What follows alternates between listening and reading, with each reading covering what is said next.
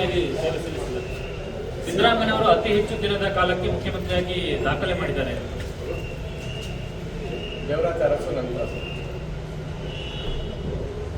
ಆ ರೀತಿ ಒಂದು ಒಳ್ಳೆಯ ಕೆಲಸವನ್ನು ಮಾಡಿ ಒಂದು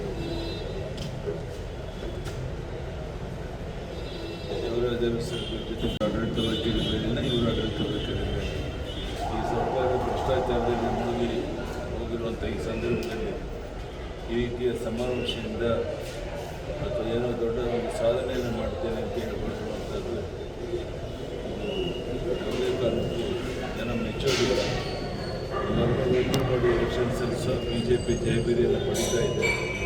ಮುಂದಿನ ಚುನಾವಣೆಯಲ್ಲೂ ಸಹ ನಾವು ನಿಶ್ಚಿತವಾಗಿ ದೊಡ್ಡ ಒಂದು ಬಹುಮತದೊಂದಿಗೆ ಸರ್ಕಾರ ರಚನೆ ಮಾಡಬೇಕು ಅಂತ ದೃಷ್ಟಿಯಿಂದ ಕೆಲಸವನ್ನು ಮಾಡ್ತಿದ್ದೇವೆ. ನಮ್ಮ ಕಾರ್ಯಕರ್ತರು ತಮ್ಮ ಉತ್ಸಾಹದಿಂದ ಮುಂದೆ ಬಂದು ಕೆಲಸ ಮಾಡ್ತಾ ಇದ್ದಾರೆ.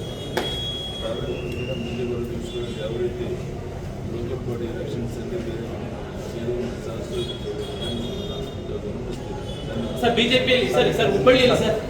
ಈ ವಿಡಿಯೋ ನಿಮಗೆ ಇಷ್ಟವಾದಲ್ಲಿ ಲೈಕ್ ಮಾಡಿ, ಶೇರ್ ಮಾಡಿ, ಸಬ್ಸ್ಕ್ರೈಬ್ ಮಾಡಿ.